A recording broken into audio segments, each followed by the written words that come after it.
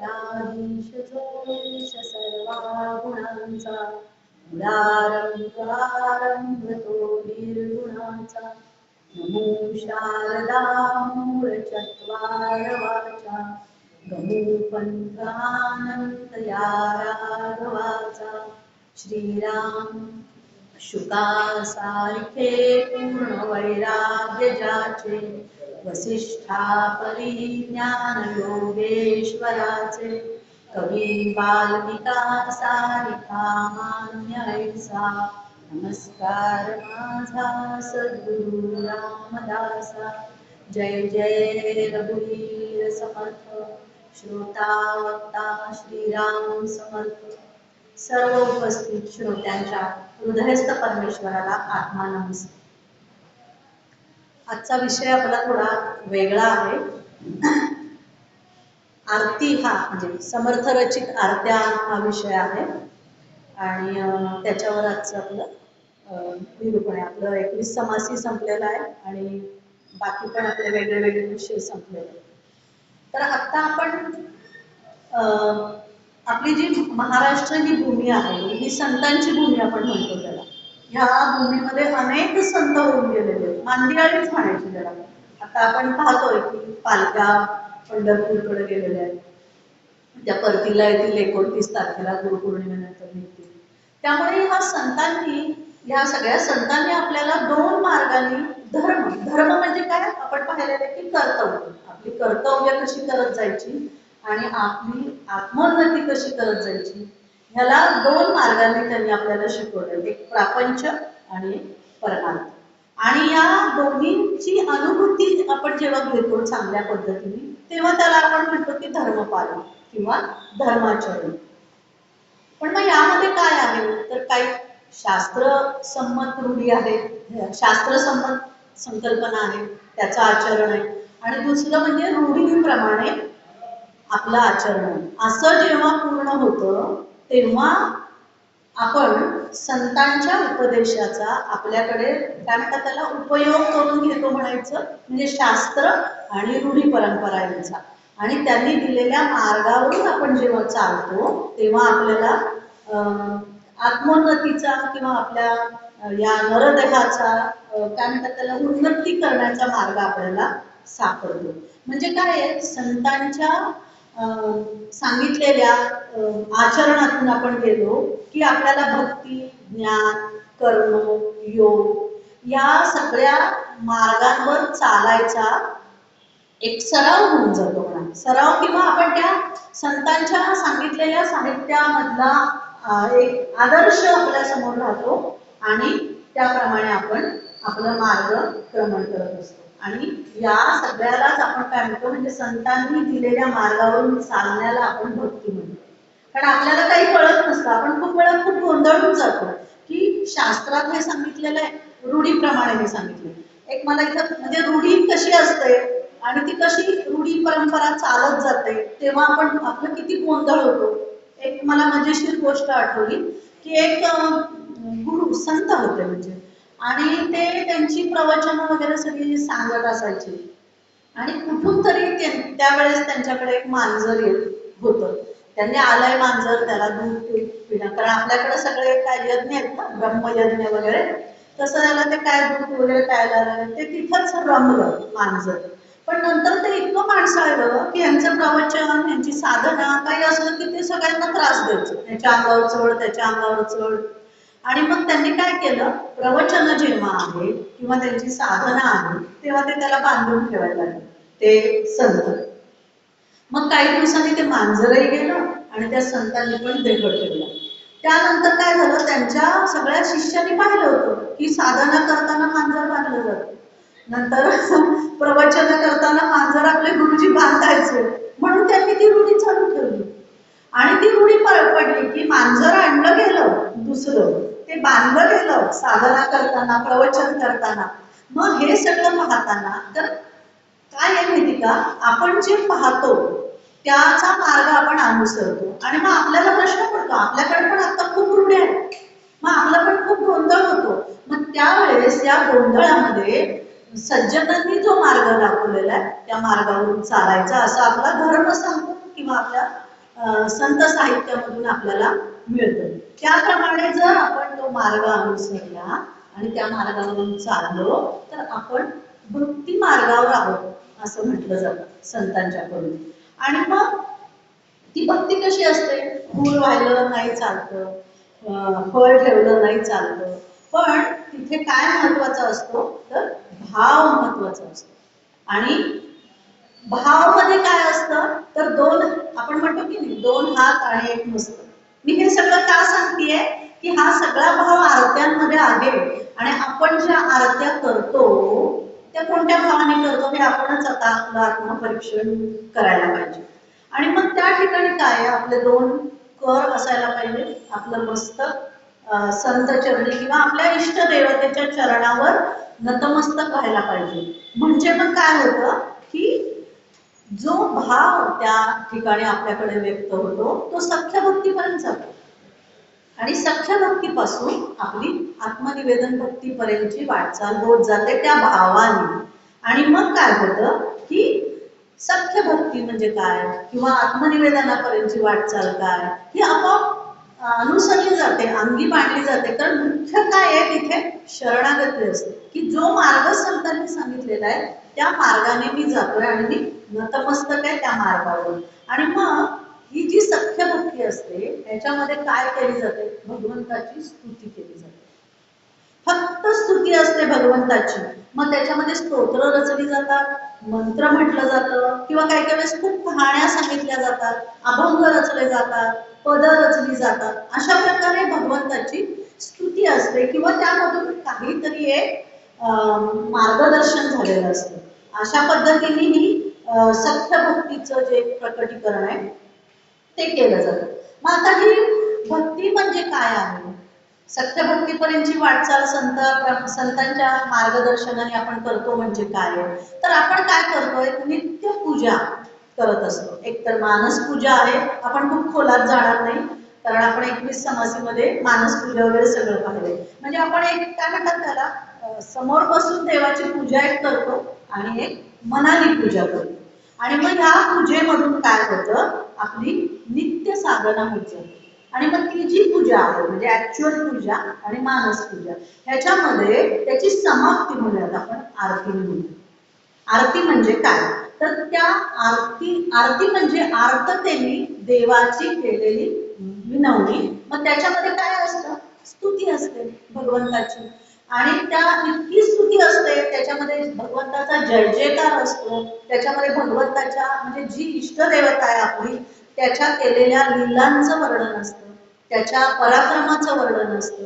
आणि त्यामध्ये एक संतांचं साहित्य असल्यामुळे त्याच्यामध्ये एक लोककल्याणाचा पण एक प्रार्थना केलेली असते. अशा प्रकारे आरती हा प्रकार आपण पूजा समाप्तीची गेय रचना स्तुती असं म्हणून समजू शकतो.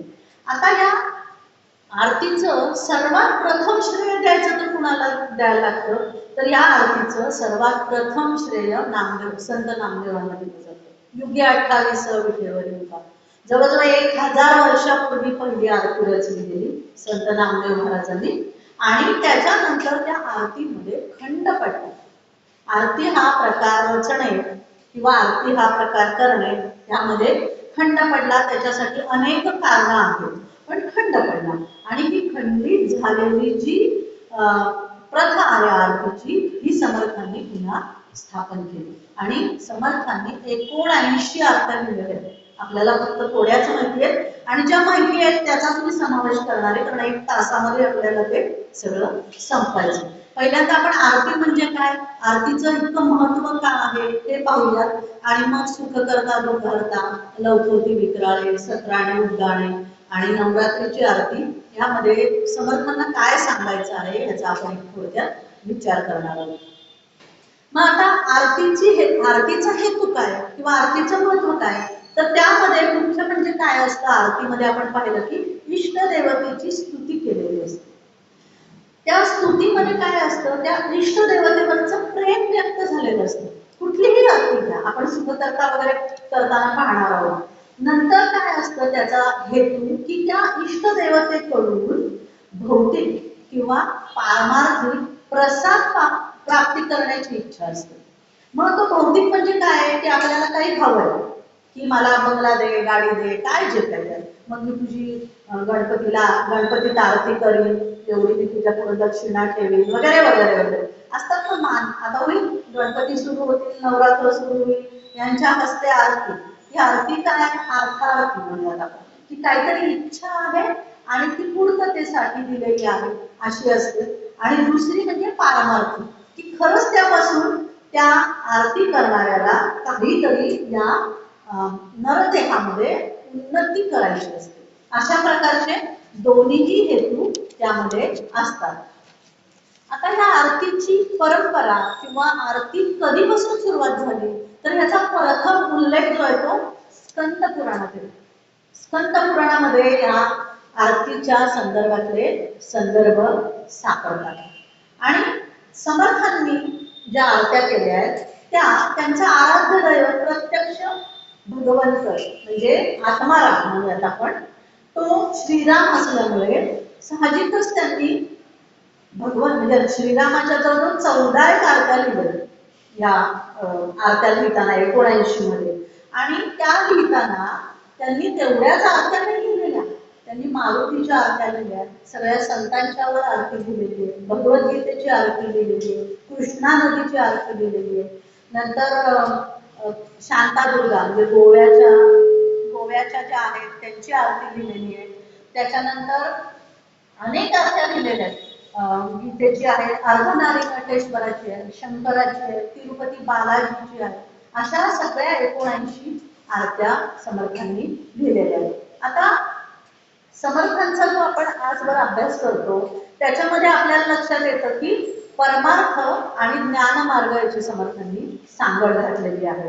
म्हणजे काय आहे की इथं अंधश्रद्धेला काही वावच नाही, रोखोक आहे. समर्थांचे जे आपण आतापर्यंत जे साहित्य अभ्यासलं ना त्याच्यामध्ये आपल्याला कुठेही अंधश्रद्धा दिसली नाही. तर समर्थांचं म्हणणं काय आहे की तुम्ही डोळसपणाने परमात्म्याचं ज्ञान स्वरूप जाणून घ्यायला पाहिजे.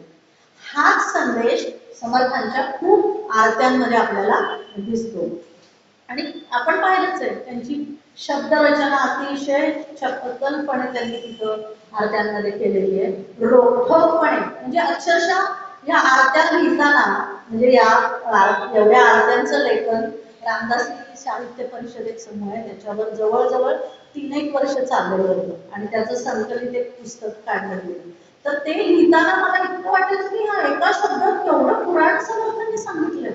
2 शब्दांमध्ये 2 पुराणं बसवलेली, म्हणजे इतके शब्द त्यांनी चपखलपणे योजलेले आहेत. आणि म्हणजे तिथं रोखोकपण आहे पण कुठंही कठोरता नाहीये. तर तिथे प्रत्येक आरतीमध्ये समर्पणाचीच भावना आहे. लक्षात येतं कुठेतरी प्रार्थना आहे, कुठेतरी विनवणी आहे, कुठेतरी जगाच्या लोकांच्या कल्याणासाठी मागणी आहे. त्यामुळे या सगळ्या आरत्या लिहिताना समर्थांनी काय केलं की जगाचा कल्याणाचा विचार करताना सगळा भ्रमपट दूर व्हावा अशा पद्धतीने या आरत्यांचं लेखन केलेलं. मग आपण बरोबर पाहता आपण आरती सुख करता दुःखहर्ता वार्ता विघ्नाची असं पाहिलं तर याचा बरोबर अर्थ आहे. सुखाची आणि दुःखाची वार्ता आहे ती येऊ नये आपल्यापर्यंत म्हणून आपण गणपती विघ्ननाशक आहे, विघ्नहर्ता आहे म्हणून त्याची आरती करायची. हा झाला सरळ अर्थ. पण त्यामध्ये पण एक गूढ अर्थ किंवा लाक्षार्थ त्याच्यामध्ये काय म्हणतात त्याला लपलेला आहे, त्याचा पण आपण थोडासा विचार करू. म्हणजे काय थोडक्यात म्हणजे आरती म्हणजे काय त्या इष्ट देवतेप्रती असणारी सर्वोच्च कृतज्ञतेची भावना म्हणजे आरती. म्हणजे आपण काय म्हणतो आरती झाली दिवे ओवाळले की एक म्हणजे काय म्हणतात त्याला प्रक्रिया झाली, आपण तशीच आरती करतो. तुम्ही बघा झाली बाबा एकदाची आरती, मन लावून आपण किती आरती करतो. प्रत्येकाने आपलं आपलं आत्मपरीक्षण करा. आणि आपण एक क्रिया करतो की गणपती बसला तरी आपल्यावर फार हे होते की 10 दिवसाचा गणपती आहे, सकाळ संध्याकाळ आरती करायची, आपल्याला फार टेन्शन असतं बघा की संध्याकाळी पण परत आरती करायची. पण जर हे तुम्ही समजून घेतला आरतीमधला भाव तर आपण अतिशय शांतपणे ती आरती करू शकू. टेन्शन घ्यायची काही गरजच नाहीये. त्या बाप्पाचा आपण छान प्रकारे उत्सव आणि तो उत्सव साजरा केला त्यामागे टिळकांची त्यावेळची भावना लोकसंग्रहाची होती आणि समर्थांची पण भावना आरतीची लोकसंग्रहाचीच होती. कारण आरती ही एकट्याने केली जात नाही. आरतीमध्ये समूह जमलेला असतो आणि टाळ्या वगैरे वाजवत अतिशय मोठ्याने आणि किती तल्लीन लोक होतात त्या आरतीमध्ये आपण पाहिलं. त्यामुळे ह्या आरती म्हणजे नुसते दिवे ओवाळणे नाहीये, तर आरती करत्यांनी किंवा आरतीमध्ये सहभागी होणाऱ्यांनी त्या देवतेशी आपल्याला जोडून घेणे ही त्याच्या मागे खूप मोठी भावना आहे.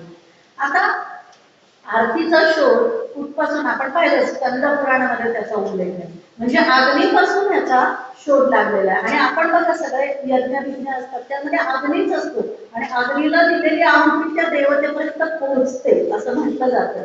त्यामुळे आरतीमध्ये पण काय होतं, आपण दिवे लावतो आणि त्याच्यामध्ये मग आपण देवतेची आरती करतो. माणसांची करायची असेल तर आपण तेलाची करतो आणि देवतेची करायची असेल तर आपण तुपाची आरती करतो. आणि मग आरती करताना काय होतं, पूर्वीच्या काळी कसं होतं की एक गुहा असायची. तेव्हा काही एवढे दिवे किंवा काय, म्हणजे मला आठवत आहे की नीरा नरसिंहपूरचं ते नरसिंहाचं मंदिर आहे ना, तिथे पण आता दिवे आलेले आहेत. पण मी अगदी लहानपणी जेव्हा गेले होते ना, तिथे 2 समया असायच्या फक्त आणि खूप काळा बिट्टा अंधार असायचा. आता सगळ्या बहुतेक देवस्थानामध्ये खूप CCTV वगैरे खूप सुधारणा झालेली. तर ह्या आरतीचा मुख्य उद्देश काय असायचा, पूर्वीच्या काळी एक खोल गुहा असायची आणि त्याच्यामध्ये एखाद्या देवतेची मूर्तीची स्थापना केलेली असायची आणि मग त्या मूर्तीची पूजा करताना दिव्यांनी संपूर्ण मूर्ती निहाळली जायची.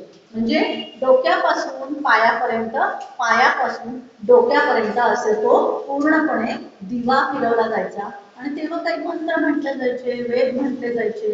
तर तेव्हा खंडित झालेली होती आरतीची मध्यंतरीच्या काळामध्ये. आणि मग परत समर्थांनी आरती सुरू केल्यानंतर सुख करता दुःख हरता ही तर अतिशय सगळ्या म्हणजे काय म्हणतात त्याला, सर्वत्र जगभर ही आरती पसरलेली आहे. आणि मग त्या आरतीचे दिवे ओवाळताना देवाच्या मस्तकापासून पायापर्यंत, पायापासून मस्तकापर्यंत पूर्ण स्वरूप म्हणजे सगुण रूप हे निहाळलं जायचं. म्हणजे काय, आरती हा एक प्रकाशाचा समारंभ म्हणला तरी हरकत नाही. मग आपण आरती करताना काय करतो की घड्याळाच्या काटेच्या दिशेने आपण ते जे काही दिवे आहेत, ज्योत आहे, ती अतिशय आदराने किंवा प्रेमाने ती फिरवतो. त्याच्यामध्ये काय असतं, ऊर्जा असते आपली स्वतःची, त्याच्यानंतर त्या इष्ट देवतेची ऊर्जा असते कारण त्यामध्ये आपण पाहिलं की आर्ततेने केलेली स्तुती असते. म्हणजे त्या इष्ट देवतेबद्दल प्रेम असते आणि त्याचा साक्षीभाव किंवा त्याचं साक्षी काय असतं तर प्रत्यक्ष ते अग्निदेवता. आपण म्हणतो की अग्निदेवतेला साक्षी ठेवून आपण उदबत्ती जरी ओवाळली तरी अग्नी येते त्याच्यातून. त्यामुळे त्या ज्वाला रूपी अग्नी जो प्रज्वलित केलेला असतो त्यामधून आपण त्या इष्टदेवतेशी कनेक्ट होतो. आणि असं म्हटलं जातं की अग्नीमधली वात शेवटी हळूहळू हळूहळू जळून स्वतः पूर्णपणे नष्ट होते, तशी भक्ताचा अहंकार पण पूर्णपणे नष्ट व्हायला पाहिजे ही त्या म्हणजे ज्योतीमध्ये असलेली भावना आहे. म्हणजे काय, पूर्णपणे भक्त हा समर्पित होणं आणि त्यातून त्यांनी केलेली प्रार्थना जी आहे ती अपेक्षित आहे. म्हणजे त्याला जो काही पारमार्थिक लाभ हवाय किंवा अधिक लाभ हवाय तो त्याला मिळेल. आणि आरतीमधून जो प्रकाश निघणार आहे अग्नीमधून, तर तो कोणता प्रकाश आहे, समर्थांनी पण बऱ्याच अर्थांमध्ये सांगितलं, तर तो ज्ञानाचा प्रकाश आहे. ज्ञानाचा प्रकाश का म्हणू, तर कारण ह्याची रचना सगळी संतांनी केलेली रचना आहे ना, आपल्यासारख्या माणसांनी नाही. आता आपण सुखकर्तामध्ये अनेक कडवी ढकलतो, म्हणताना सुद्धा खूप चुकीची आरती म्हणतो. तर ते आपल्या रचना ढकलून उपयोग नाहीये, ते संतांचे शब्द आहेत. आणि ते संतांचे शब्द ते समर्थ दासबोधात म्हणतात की माझे शब्द हे माझे नसून प्रत्यक्ष रामरायाची कृपा आहे. म्हणजे ते मंत्रच आहेत सगळे. आणि मग त्या मंत्रांनी त्या वातीमधून निघालेल्या प्रकाशाने जेव्हा आपण आर्ततेने त्या इष्टदेवतेची भक्ती करतो, पूजा करतो, तर त्यामधून काय होतं, प्रत्यक्ष सद्गुरू किंवा इष्टदेवता यांच्याकडून आपल्याकडे काय म्हणतात त्याला व्हायब्रेशन्स पास होतात, लहरी पास होतात आपण म्हणतो. आणि मग आपल्याला हळूहळू जसा तो दिव्याचा प्रकाश ज्ञानाचा आहे तसा आपल्या पण भ्रमांचा, संशयांचा, अज्ञान सगळं दूर होतं, संशय दूर होतात आणि आपण पण ज्ञानी होण्यास त्याची मदत होते. म्हणूनच आर्ततेने मनातील सगळ्या भावना एकवटून केलेली जी पूर्ण भक्ती आहे त्याला आपण काय म्हणतो, आरती, तल्लीनतेने. आणि मग अशा गोष्टी आपण जेव्हा तल्लीनतेने कोणत्याही गोष्टी करतो ना तेव्हा त्या मनावर भिनतात.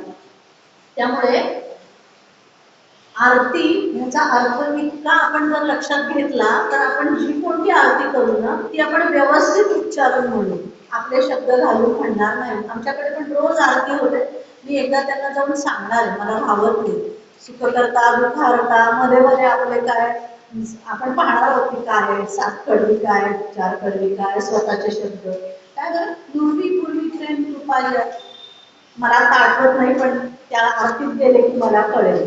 आता शब्दकोशातला आरतीचा अर्थ जर पाहिला तर शब्दकोश काय सांगतो की दुर्दैव, दुःख, आक्षेप किंवा त्रास दूर होईल असा आरतीचा अर्थ. आणि आपण आता जो पाहिला त्याच्यातून काय आपल्याला लाभ होतो तर याच पद्धतीचा लाभ होतो.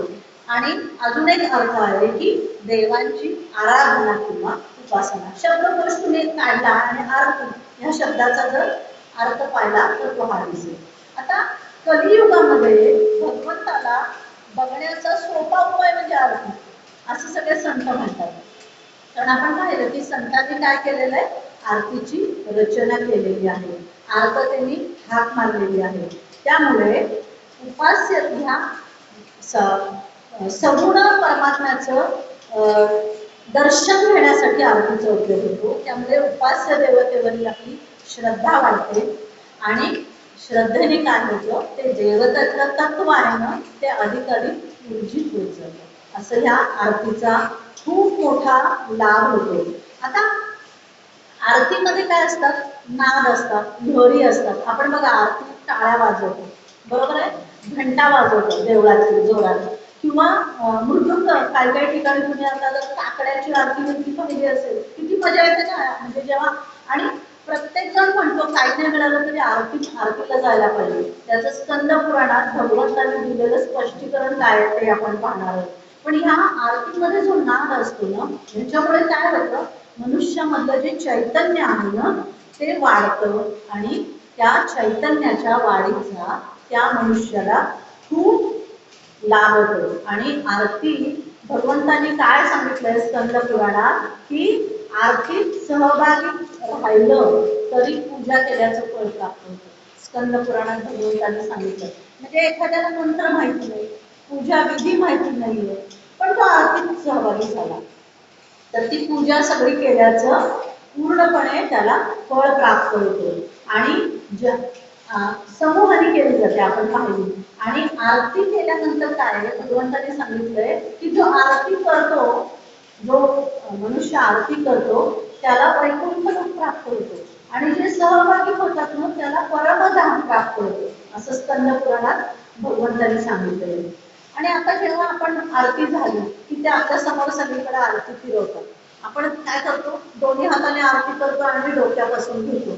त्याचं काय आहे की त्या देवतेला ओवाळल्यामुळे त्या अग्नीतून जी काही एनर्जी येणार आहे ती आपल्या सगळ्या शरीरामध्ये यावी, हा खूप मोठा भाव त्याच्यामध्ये आहे. म्हणून आपण करतो की म्हणजे आपण रूढीप्रमाणे करतो पण आपल्याला त्याच्या मागचं शास्त्र माहिती नसतं किंवा त्याच्या मागचं संतांनी सांगितलेलं माहिती नसतं. पण सगळे जण करतात, आपण पण करतो. अगदी लहान मुलांना पण आपण सांगतो अरे घे ना आरती, त्याला ते दिसत नसेल तर आपण असं करतो आणि त्याच्या डोक्यावरून फिरवतो. अगदी सहज भावना आहे. पण त्याच्या मागचं शास्त्र असं आहे की ती आरती भगवंताच्याकडे फिरवली जाते घड्याळाच्या काट्याच्या दिशेने ती ज्योत आणि त्या इष्ट देवतेच्या सूक्ष्म लहरी त्या ज्योतीमधून आपल्याकडे येतात. त्यामुळे आपण ती करतो. म्हणून आरतीला निरंजन असं पण म्हटलं जातं. आता निरंजन म्हणजे काय तर भगवंताच्या प्रती आपली भक्ती अर्पण करणं. पुन्हा पुन्हा तेच शब्द तेच अर्थ आपल्याला मिळतात. आता स्कंद पुराणात सांगितलेलं आहे. मगाशी मी म्हटलं ना की माणसांना ओवाळायचं असेल तर तेलाची आरती, आणि भगवंताची किंवा इष्टदेवतेची आरती करायची असेल तर तुपाची. तर तुपाचा दिवा लावला तर स्वर्ग प्राप्ती होते असं भगवंतांनी म्हटलेलं आहे. आणि आरतीमध्ये सहभागी झाल्याबद्दल आपण पाहिलेलंच आहे की परमधाम होतं, आणि आरती जो करतो तो काय करतो, वैकुंठाची प्राप्ती करतो. आणि मग ह्या तेजाचं प्रतीक असलेल्या आरतीने काय होतं, अर्थातच अंधार नाहीसा होतो, आपलं अज्ञान नाहीसा होतं, आपलं भ्रम नाहीसा होतं. आता या आरतीमध्ये पंचमहाभूतांचा समावेश असतो. हे आपल्याला माहिती आहे की माहिती नाही. तर पहिला आपण काय करतो, आरतीमध्ये कापूर जो लावतो त्याला सुगंध असतो एक प्रकारचा, ते आहे पृथ्वी तत्व. आपली 5 महाभूत माहिती आहेत ना, पृथ्वी आग तेज वायू. तर तो कापूर लावतो ना त्याला सुगंध असतो, आणि सुगंध हे पृथ्वीचं म्हणजे गंध हे पृथ्वीचा गुण आहे, त्यामुळे ते असतं पृथ्वी तत्व. तूप जे आपण फक्त इष्ट देवतेच्या आरतीबद्दल बोलतो म्हणून आपण म्हणू इथं तूप, ते आहे आपतत्व, कारण ते पातळ होतं ना असं, त्यामुळे ते आपतत्व आहे. दिव्याची ज्योत जी आहे ते अग्नितत्व आहे, आपण मगाशीच पाहिलं.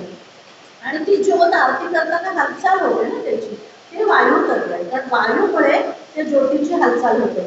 आणि आपण ज्या टाळ्या वाजवतो, शंख वाजवतो, नंतर घंटा वाजवतो, मृदुंग वाजवतो, किंवा अजून काही वाद्य वाजवतो आरती करताना, हे आहे आकाश तत्व.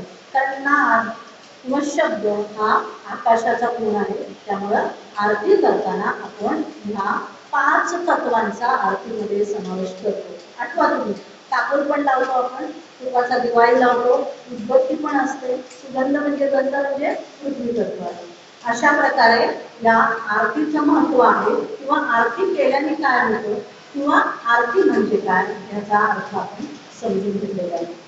आता आपण पाहिलं की समर्थांनी 79 आरत्या केलेल्या आहेत. त्यामध्ये गणपतीच्या आहेत, गणपतीच्या 3 आरत्या समर्थांनी केलेल्या आहेत, श्रीरामांवरच्या 14 आहेत, मारुतीवरच्या 8 का 9 आरत्या आहेत. अशा प्रकारे आरत्या केल्या आहेत. आणि ह्या आरत्या असताना वीर रस, भयानक रस, शांत रस, हास्य रस, करुण रस, दत्तात्रयांच्या आरतीमध्ये हास्य रसाचा उपयोग केलेला आहे समर्थांनी. दत्तात्रयांची आरती या पुस्तकात आहे त्याच्यामध्ये. त्याच्यानंतर भक्ती रस आहे, आणि आपण अगदी पाहिलं की आरत्यांमध्ये काय आहे, तर लीला असतात, चमत्कार असतात, त्याच्यानंतर गुणगान असतं, आपण ते पाहिलेलं आहे. त्यामुळे जरी डॉक्टर मवी गौरले काय म्हणतात ते खूप महत्वाचं आहे की बाह्य रूपात आरती म्हणजे मनोहर दृश्य आपण म्हणतो, पण अंतरंगात आरती म्हणजे पूज्य पूजक संबंध. म्हणजे आपण म्हणतो की नाही की इष्ट देवता आणि आरती करणारे सगळे त्याच्याशी समरस होऊन जातात. हा जो संबंध आहे पूज्य आणि पूजक, भक्त आणि भगवंत, त्याच्यामधला दुवा गाठणारा संबंध म्हणजे आरती आहे. त्याप्रमाणे आपण आरती हा समर्थलिखित ज्या आरत्या आहेत त्या आपण एक एक पाहणार आहोत. आता पहिली आरती आहे ती सुखकर्ता दुःखहर्ता वार्ता विघ्नाची.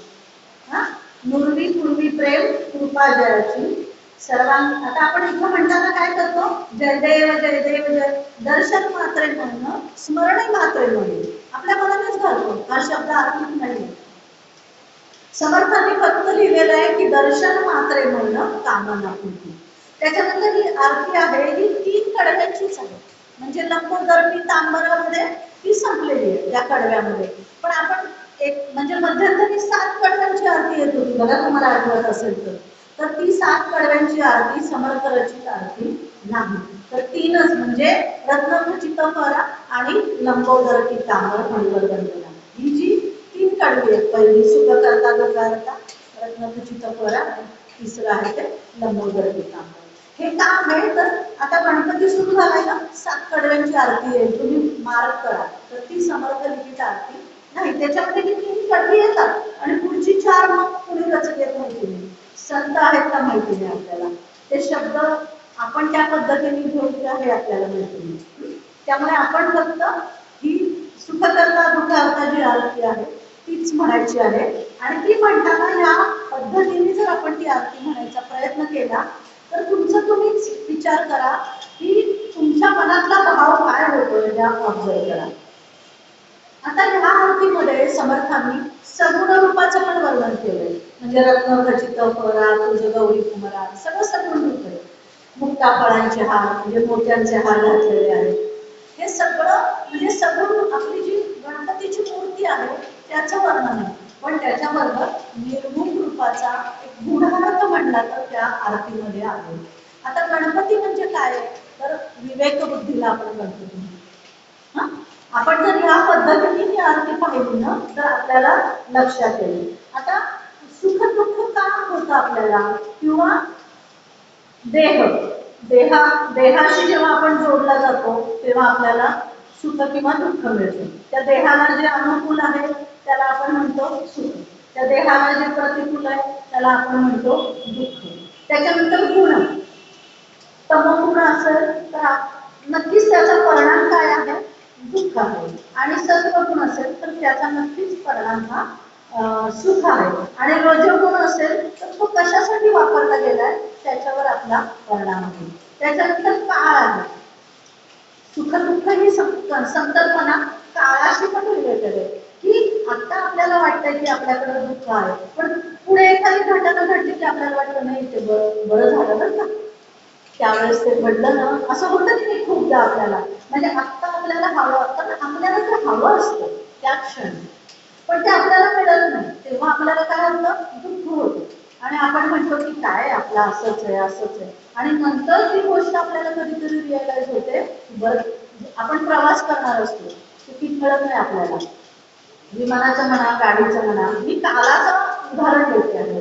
आणि ते मिळालं नाही आणि त्या विमानाला काहीतरी ऍक्सिडेंट होतो, तेव्हा आपल्याला किती दुःख होतं की मला तिकीट मिळत नाही साधं विमानाचं, मी काढू शकत नाही. आपल्याला खूप दुःख होतं त्या काळात, त्या वर्तमान काळात दुःख होतं. पण ज्या दिवशी ते विमान उडतं आणि पडतं आणि आपल्याला कळतं अरे त्याच विमानाचं आपण तिकीट काढायला गेलो होतो पण ते पडलं, म्हणजे ते पडलं म्हणून सुख होत नाही, की त्यातून आपण बचावलं म्हणून हे सुख होतं. म्हणजे ह्या सगळ्या गोष्टी कशाशी रिलेटेड आहेत, तर देहाशी आहे, गुणाशी आहे, काळाशी आहे, अवस्थांशी आहे. आपल्या ज्या जागृत, स्वप्न, सुषुप्ती ह्या अवस्था आहेत की नाही. जर आपण जागृतीमध्ये काय आपण जे दिसतं ते म्हणतो, पण स्वप्नामध्ये बघा आपल्याला ना आपल्या सुप्त सुप्त मन चालू, आपले सगळे इंद्रिय झोपलेली असतात, अवयव झोपले, हात पाय चालत नसतात, डोळे चालत नसतात, डोळे मिटलेले असतात, पण आपलं मन कार्यरत असते. आणि आपल्या मनामध्ये काय होतं, आपल्याला कधी कधी खूप भीतीदायक स्वप्न पडतं, किंवा आपली काहीतरी गोष्ट हरवली आहे हे स्वप्न पडतं, की आपण रडायला लागतो स्वप्नातच, दुःख होतं अवस्थांमध्ये, बरोबर की. किंवा एखाद्या वेळेस आपल्याला खूप आनंददायी घटना पण मिळते, आपल्याला अवस्थांमध्ये पण सुख प्राप्ती होते. सुख म्हणजे अनुकूल गोष्टी आणि दुःख म्हणजे प्रतिकूल गोष्टींची प्राप्ती. म्हणजे हे सगळं सुख दुःख हे कशामुळे आहे, तर देह, गुण, काळ आणि अवस्थांमुळे होतो. म्हणून पण विवेक सुख करता दुःख करता, वार्ता विघ्नाची. वार्ता म्हणजे सगळ्या गोष्टींनी येणारे आपल्याकडे संदेश, न्यूज म्हणतात ना, नॉर्थ ईस्ट वेस्ट आणि साऊथ सगळ्या बाजूने येणारे संदेश. मग सगळ्या बाजूने म्हणजे काय आहे, देहाकडून अनुकूलता प्रतिकूलता, काळामुळे येणारी अनुकूलता प्रतिकूलता, अवस्थेमुळे येणारी अनुकूलता प्रतिकूलता, या सगळ्या वार्ताच आहेत. सुखकर्ता दुःखहर्ता वार्ता विघ्नाची, नुरवी पूर्वी प्रेम कृपा द्यायची. विवेक बुद्धी त्याच्याकडे आहे, त्याच्यावर भगवंताची म्हणजे गणेशाची कृपा आहे असं सांगितलं जातं. म्हणजे विवेक ज्याच्याकडे आहे तो समज, म्हणजे सुख दुःख काय झालं तरी समज, काय म्हणतात त्याला, समत्व राखतो. असं गीतेमध्ये वचन आहे की सुख आलं तरी तो समत्व राखतो, दुःख आलं तरी तो समत्व राखतो. म्हणजे गणपती म्हणजे विवेक बुद्धी म्हटल्यानंतर नुरवी पूर्वी प्रेम कृपा द्यायची. त्या विवेक बुद्धीची जेव्हा या नरदेहावर किंवा या मनुष्यावर कृपा असते, विवेक बुद्धी असलेला मनुष्य, तेव्हा तो समत्व राखत असतो. त्याला कळतं की सुख आलं तरी ते माझाच कर्मभोग आहे, दुःख आलं तरी ते माझाच कर्मभोग आहे, आणि तो दोन्हीलाही त्याच पद्धतीने तोंड देतो. आणि आपण पाहिलं की अज्ञान नाहीशी करते आपण, म्हणजे तमोगुणाचा नाश करतो. तमोगुण म्हणजे काय? माणसाचं सर्वस्व. आता हे अतिरेकी वगैरे काय? तमोगुणी लोक आहेत की नाही? जरी ते त्यांच्या देशासाठी करत असले तरी त्यांची जी कृती आहे ती कृती त्यांना अधःपतनाकडे नेणारी आहे. त्यामुळं तो तमोगुण आहे. त्यामुळे मनुष्याचं पूर्णपणे नाश होतो. रजोगुणाने काय होतं? मनुष्य मी आणि माझं ह्याच्यातच खूप रमतो आणि मग त्याला काय होतं? स्वार्थी बनतो तो. आणि सत्वगुण हा चांगला म्हणतो पण अतिरेकी सत्वगुण फार वाईट असतो. की कोणी काही करू आपण काहीच बघायचं नाही. समर्थांना तर ते मान्यच नाही. धटाशी धट आणि उद्धटाशी उद्धट असं समर्थ सांगतात. म्हणजे सत्वगुण असायला पाहिजे पण अति सत्वगुण सुद्धा कधी कधी वाईट ठरतो. म्हणून तर एकनाथ महाराजांना 108 वेळा तुंकला ना, पण ते संत होते, शांती ब्रह्म होते. आपण काही संत नाही, शांती ब्रह्म नाही. त्यांना त्या माणसाला शिकवण द्यायची होती, मार्गदर्शन करायचे होते, सगळ्या समाजाला मार्गदर्शन करायचे होते. पण आपण काय करायला पाहिजे की आपण आपली विवेक बुद्धी वापरून त्याला प्रतिकार करायला पाहिजे. म्हणजे अतिसत्व नाही का?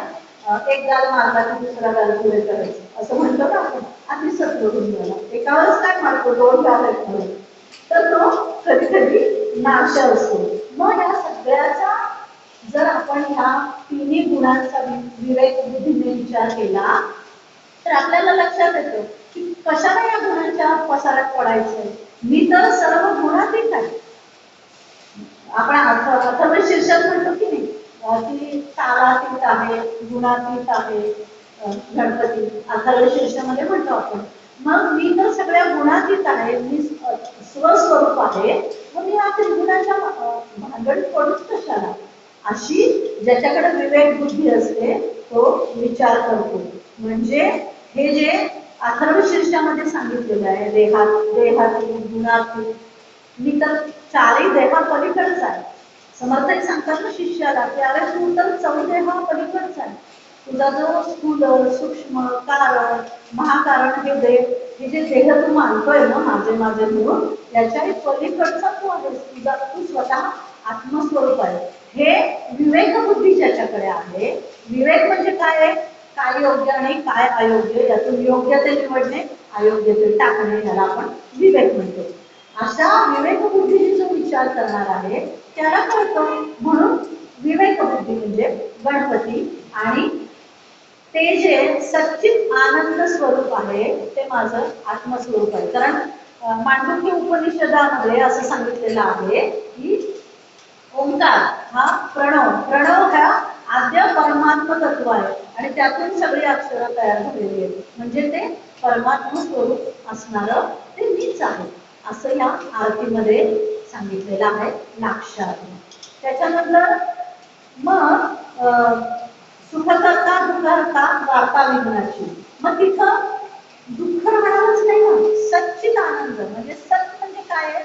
शाश्वत आहे.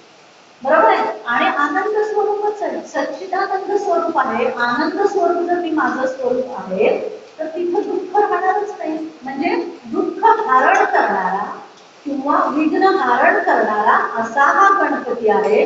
त्याची मी आरती करतोय असं समर्थ सांगतात. आता ही आरती समर्थांना कधी सुचली तर, आणि ही समर्थांनी आरती करायचं कारण काय? तर जेव्हा समर्थांनी तपश्चर्या स्वतःची पूर्ण केली, एक 10 मिनिटं चालतील ना, कारण उशीर झालेला आहे आपल्याला सुरुवात करायला.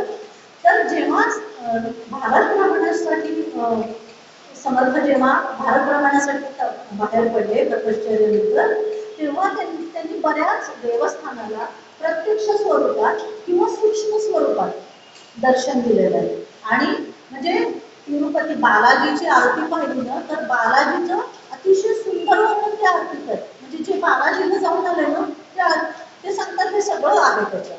म्हणजे समर्थांनी तिथं भेट दिलेली आहे. आणि मग अशीच भारत भ्रमण करत समर्थ जेव्हा मुळगावला आले, मयुरेश्वराच्या दर्शनाला आले, तेव्हा त्यांना ही स्फुरलेली आरती आणि ती त्यांनी ही आरती तिथं रचलेली आहे आणि ती आता सगळ्या जगात पोहोचलेली आहे. आणि ह्या आरतीमध्ये समर्थ काय सांगतात की तुम्ही विवेक बुद्धीने जर काम केलं स्वतः, म्हणजे आपण पाहिलं की नाही की काय होतं, आरती करताना आपणच आपला उद्धार करून कसा घेतो, तर आरतीचा गुढार्थ जर समजून आपण आरती केली तर त्याचा आपल्याला अर्थ कळतो.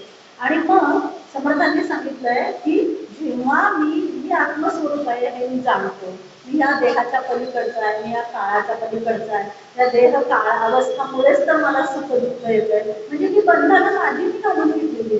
मग या बंधनातून मुक्तता करणं हे माझं स्वतःचं काम आहे. पण हे विवेक बुद्धीने जाणलं ना तरच आपल्या स्वतःचा आपण उद्धार करून घेणार आहोत. म्हणजे काय, आपल्याला कुठलीच कामना उरणार नाही. म्हणजे त्या आरतीमध्ये समर्थ गजाननाची स्तुती करतायत, म्हणजे काय, आपल्या आत्मस्वरूपालाच सांगतायत, आपल्या विवेक बुद्धीची स्तुती करतायत की ही प्रत्येक माणूसाने आपल्याला विवेक बुद्धीने विचार करायची सवय लावायला पाहिजे, हे मार्गदर्शन करतायत. आता वक्रतुंड हा शब्द आहे त्या आरतीमध्ये. तर वक्रतुंड म्हणजे काय, विवेकाने वाईट विचारांना मार्गी लावणार, म्हणजे त्याचा त्याग करणारा. माऊलीने पण सांगितलंय ना, दुरिता आहे जे फळांची व्यंकटी सांगे पसायदानामध्ये.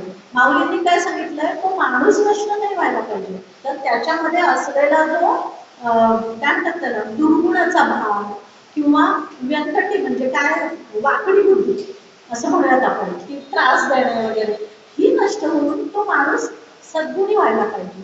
तेच समर्थ या आरतीमध्ये पण सांगतात की तुम्ही विवेकाने विचार करा आणि तुमच्या मनामध्ये येणारे जे वाईट वाकडे विचार आहेत त्यांना मार्गी लावून टाका, पळवून टाका, आणि तुम्ही चांगले गुण हे आत्मसात करा. म्हणून मुक्ता फळांची, मुक्ता फळ म्हणजे मोठी, सरळ आपण पाहिलं तर, पण मुक्ता फळ म्हणजे काय, सगळे दैवी गुण तुम्ही अंगी बांधून घ्या.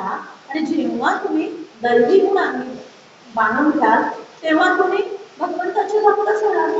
म्हणजे दास्य भक्तीतून तुमची वाटचाल कुठे जाणार आहे, निवेदन भक्तीकडे.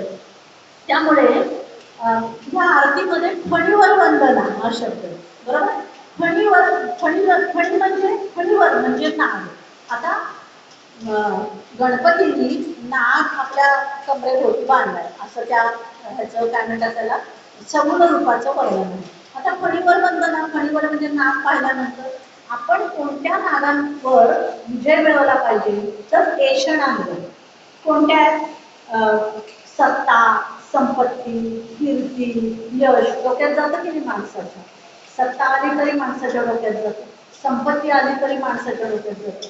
तर समर्थ सांगतात की या सगळ्या ऐशणांवर, या सगळ्या नागांवर तुम्ही विजय मिळवला पाहिजे. कारण ते नाग गणेशाला वंदन करतात, म्हणजे कुणाला वंदन करतात, विवेक बुद्धीला वंदन करतात.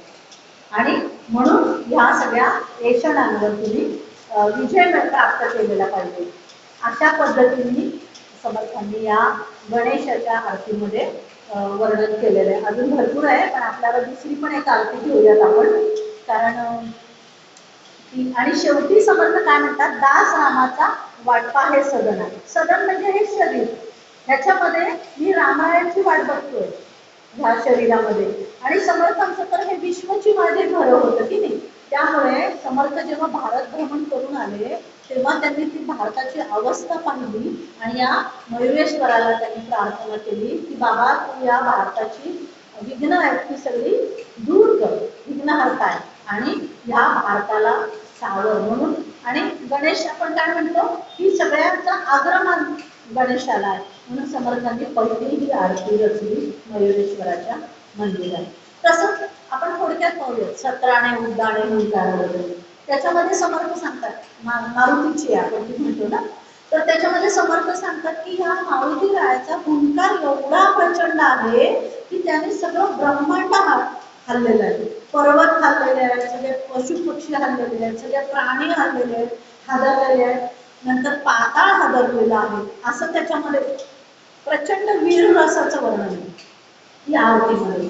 ती आरती म्हणताना सुद्धा बघा, तुम्हाला ह्या पद्धतीने जर ती आरती तुम्ही म्हणली तर तुम्हाला अनुभव येईल. आणि त्या सगळ्यांमध्ये कशामुळे हादरलेलं आहे हे सगळं, तर ब्रह्मांड हादरले, ब्रह्मांड थरथरलेलं आहे असा शब्द समर्थांनी वापरलेला आहे त्या आरतीत. तर ते कशामुळे, तर मारुतीच्या एका हुंकारामुळे, असं समर्थांचं वर्णन आहे. आणि मग शेवटी समर्थ त्याला सांगताय की पण एवढी सगळी तुझ्याकडे अफाट शक्ती आहे, पण ती तू रामरायांच्या चरणी समर्पित केलेली आहेस आणि ती रामरायांच्या कार्यासाठी तू लावलेली आहेस. अशा या हनुमंताचा मी जय जयकार करतो, अशा या हनुमंताची मी स्तुती करतो, असं समर्थ या आरतीमध्ये सांगत आहेत. त्याच्यानंतर लवथवती विक्राळा ब्रह्मांडी माळा या आरतीचं तर ही रचली कधी, तर समर्थ जेव्हा जेजूरगडावरून लवथवतेश्वराच्या मंदिरात गेले, तेव्हा ते गावात गेल्यानंतर तिथे ना त्या मंदिरात ते मुक्कामाला गेले. तर सगळे गावकरी आले आणि म्हणाले की म्हणे अहो इथे तुम्ही मुक्काम करू नका, तुम्ही गावात मुक्काम करा, पण इथं जर तुम्ही मुक्काम केला ना तर जो इथं मुक्काम करतो तो दुसऱ्या दिवशी जिवंत राहतो.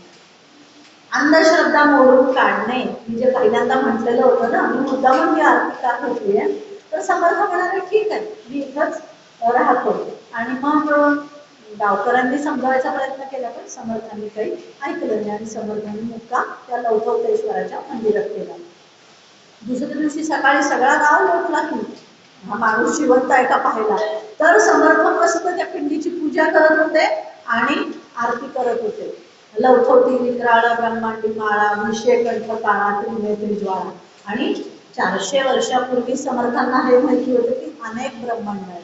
ब्रह्मांडी माळा हा शब्द त्यांनी त्या आरतीमध्ये योजलेला आहे. म्हणजे एकच माळा आहे आकाशगंगेमध्ये ब्रह्मांडांच्या. म्हणजे समर्थ फक्त संतच होते असं नाही म्हणता येणार, तर ते वैज्ञानिक पण होते. तो शोध आता लावलेला आहे ना विज्ञानाने की अनेक ब्रह्मांड आहेत, अनेक आकाशगंगा आहेत. पण समर्थांना माहिती होतं की आरती बघा तुम्ही, लवथवती विक्राळ ब्रह्मांडी माळा विषय कंठ काळा त्रिनेत्री ज्वाळा, ज्यांनी विष प्राशन केलेलं आहे. मग ह्या आरतीमध्ये त्यांनी समुद्र मंथनाचं सांगितलेलं आहे, सगळा प्रसंग पुराणातला जी समुद्र मंथनाची कथा आहे.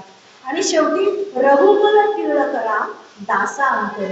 रघुकुल टिळकराम म्हणजे काय, रघुराजाची गोष्ट सांगितलेली आहे की रघुराजा हा म्हणजे त्या वंशामध्ये श्री प्रभू रामचंद्रांचा जन्म झाला. ते रघुराजा एवढे दानशूर होते की एकदा प्रत्यक्ष भगवान शंकर एका अशा म्हाताऱ्या माणसाचं काठी टेकत टेकत रूप घेऊन त्याच्या दरबारात आले. मी एवढी गोष्ट सांगते आणि त्याच्या पण खूप सांगायला आहे पण वेळ आपल्याकडे खूप कमी आहे. तर ते काठी टेकत आले आणि त्यांनी तिथं गेले तर म्हणे राजा तू खूप दानशूर आहेस, मला हे दे. ते नमस्कार, कारण दानशूरपणाचा म्हणजे तो माणूस काय म्हणतात त्याला नम्रच असतो, जो दानशूर असतो तो. नमस्कार केला, काय हवंय, तुझा नमूद दे, तुझं हे दे, तुझं ते दे. आणि शेवटी सांगितलं की तुझ्या सगळ्या राण्या मला दे. त्यांनी देऊन टाकल्या रघुराजांनी आणि त्या क्षणी भगवान शंकर प्रकट झाले आणि ते म्हणाले की म्हणे तुझ्या दानशूरपणावर मी खूप प्रसन्न झालेलो आहे, तुला काय वर पाहिजे तू सांग. तर त्यांनी वर मागितला की माझ्या कुळामध्ये संपूर्ण काय म्हणतात त्याला, या कुळाचा उद्धार होईल अशी एक म्हणजे व्यक्ती किंवा अशी जन्म घ्यायला पाहिजे हे. आणि मग त्याच्यानंतर ती जी कथा आहे त्याच्यामध्ये रघुकुल टिळामध्ये पहिल्यांदा रघुराजा झाला, म्हणजे रघुराजा, त्याच्यामुळे त्याचा पुत्र अजय झाला. मग अजयाचा पुत्र दशरथ झाला आणि दशरथाचा पुत्र प्रभू श्रीराम झाले. म्हणजे अशा या रघुकुल टिळकरा असा हा शब्दाचा म्हणजे खूप शब्द त्याच्यामध्ये वापरले. म्हणजे पंचानन म्हणजे काय, तर 5 तोंड सांगितलेली शिवाची. तर ते एवढं सांगायला मला खरंच वेळ नाहीये, त्यामुळे ह्या पुस्तकामध्ये मी अतिशय त्याचं म्हणजे काय म्हणतात त्याला सगळं लिखाण केलेलं आहे. पण अशा पद्धतीने ही आरती समर्थांनी रचलेली आहे. आणि आपली नवरात्रीची आरती पण खूप आहे की उदो बोला उदो अंबाबाई माऊलीचा हो. त्याच्यामध्ये पण समर्थांनी 9 दिवसाचं सगळ्या नवरात्राचं वर्णन केलेलं आहे, त्याचे पण गुणार्थ आहे. आणि शेवटी त्यांनी काय केलेलं आहे की श्री राम वरदायनीचा उल्लेख केलेला आहे. सह्याद्री पर्वत शेवटचं कडवं 8वं कडवं पहा, अष्टमीच्या दिवशी श्री राम वरदायनी सह्याद्री पर्वताचा असा उल्लेख आहे. म्हणजे ती जी राम वरदायनी आहे तिची स्थापना पूर्वी ब्रह्मा विष्णू महेश यांनी केली होती. आणि नंतर तिची पुनर्स्थापना छत्रपती शिवाजी महाराजांनी केली आणि ती रामवर्धांनी केली प्रतापगडाच्या पायथ्याशी. म्हणजे आपण जेव्हा प्रतापगडाचा ट्रेक करत जातो ना, तेव्हा त्या झाडीतून रामवर्धांचं आपल्याला दर्शन होतं आणि मग आपण प्रतापगड चढायला लागतो. अशा पद्धतीने समर्थांनी आरत्या 79 आरत्या लिहिलेल्या आहेत आणि त्याचा प्रत्येक आरतीचा जर आपण आरती म्हणजे काय, आरतीचं महत्व म्हणजे काय हे समजून जर आरती म्हणली तर नक्कीच त्याचा आपल्याला खूप फायदा होईल असं माझा स्वतःचा अनुभव आहे. आणि कृपया आरती म्हणताना आपण इथं पण खूप चुकतो. संकटी पावावे, निर्वाणी रक्षावे असं आहे. निर्वाणी, निर्वाणी म्हणजे काय, मृत्यू शेवटी, हो की नाही, त्यावेळेस सुद्धा माझं रक्षण करा असं त्याच्यामध्ये आरतीची प्रार्थना आहे. पण आपण काय म्हणतो, गुरुजी पण म्हणतात संकष्टी पावावे, संकष्टी नाही, संकटी पावावे हा शब्द आहे. तर तुम्ही या आरत्या म्हणताना त्या समजून ते जे शब्द आहेत ते उच्चारून तसं म्हणून मग स्वतःचा अनुभव घ्या असं मला अगदी तुम्हाला सांगावंसं वाटतं. जय जय रघुवीर समर्थ.